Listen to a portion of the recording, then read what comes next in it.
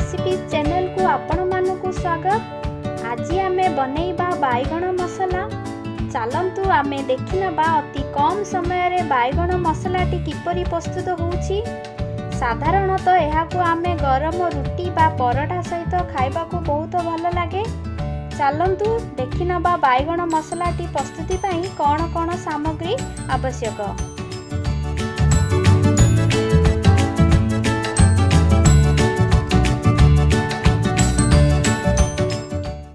किछि नेइछि बाइगण, गोटा धनिया,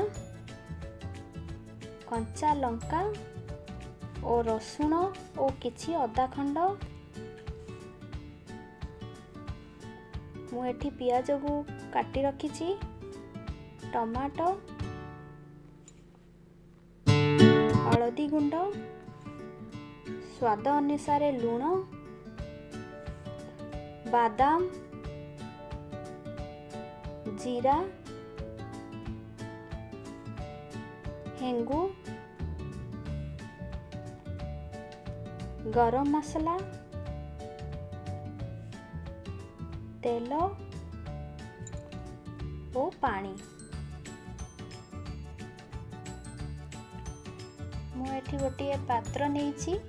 पात्रटी गरम हो सारा पर आमे नेइथिबा गोटा धनिया, जीरा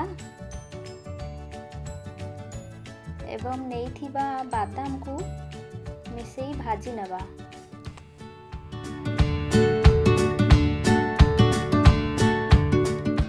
एहाको आमे कम जाल रे भला भाव भाजिबा जो पर्यंत धनिया और जीरार हल्का वासना आसी जिवो। देखंतु आमर एठी मसलाटी भल भाव भाजी हो जाइछि। मसलाटी ठंडा हेबा परे आमे एक जार रे नहीं एहाको आमे ग्राइंड करि नेबा।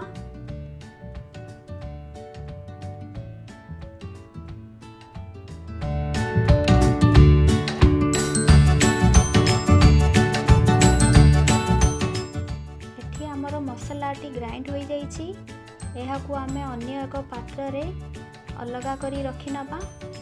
परवर्ती पर्याय रे आमे नेइथिबा बाइगण को चारि पार्श्वरु एहीपरि भाबरे काटी नेबा।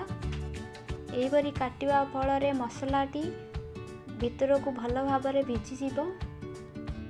देखंतु आमे सेही पात्र रे किछि तेल नेई एहाको गरम करि नेबा ओ आमे काटिथिबा बाइगण को तेल सहित मिसेई एहाको 20 रु 30% सिझिबाकू छाड़ी नेबा।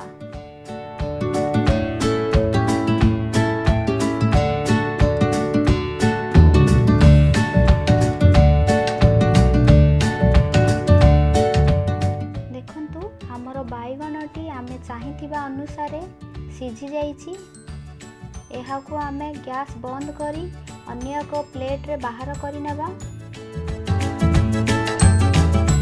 परवर्ती पर्याय रे सेम एक पैन रे तेल नेबा और तेलटी गरम हेबा परे आमे नेइथिबा मसलार सामग्री यथा कंचा लंका, रसुण, अदा, कटा पियाज, टमाटो और बादाम को तेल सहित मिसेई नहीं एहाकू किछि समय पई फ्राए कर नेबा।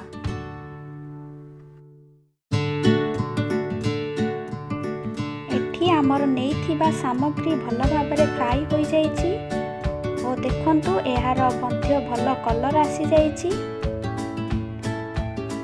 एही मसलाटी हल्का ठंडा हेबा परे आमे एहाकू एक जार रे रखी द्वितीय पर्याय रे ग्राइंड करि नेबा।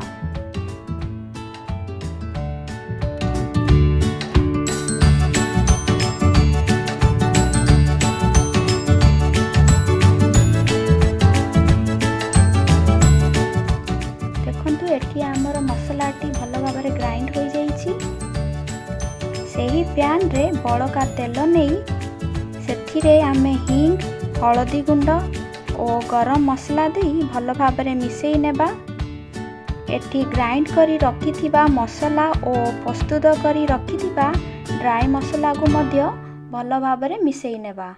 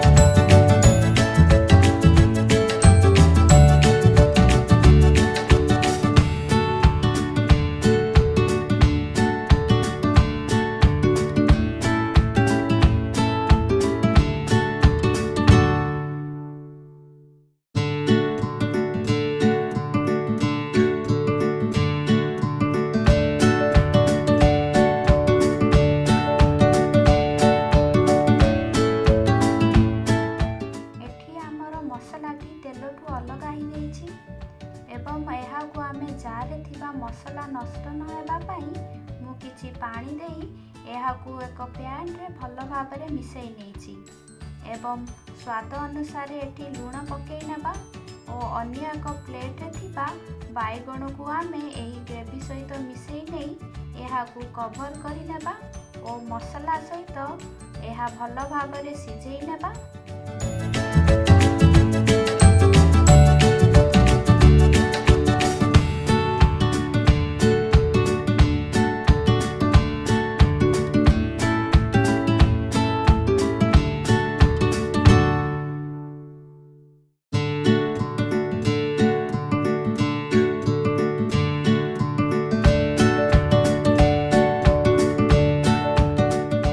आपण देखि पारुथिबे एही पर्याय रे आमर बाइगण मसलाटी संपूर्ण भाव में प्रस्तुत हो जाइछि और एहाकू आमे मसला सहित भल भाव में मिसई नेबा। एहाकू आपण प्रेस करी एही परी चेक करी नेबे। आपण देखंतु एठी आमर बाइगण मसलाटी प्रस्तुति पई अति कम रे 25 रु 30 मिनट लागि जाइछि।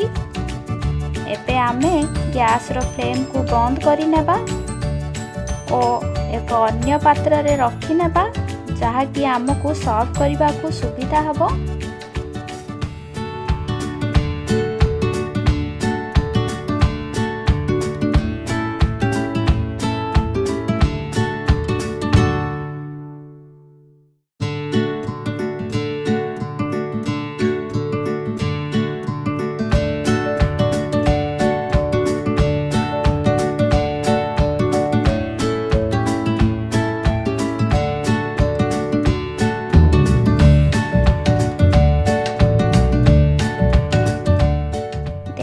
एठी बाइगण मसलाटी प्रस्तुत हो जाइछि। आपनकु एही रेसिपीटी केमिति लागिला मते कमेंट बॉक्स रे जणाई पारिबे एवं एहाकू लाइक शेयर एंड सब्सक्राइब करि नियंतु। धन्यवाद।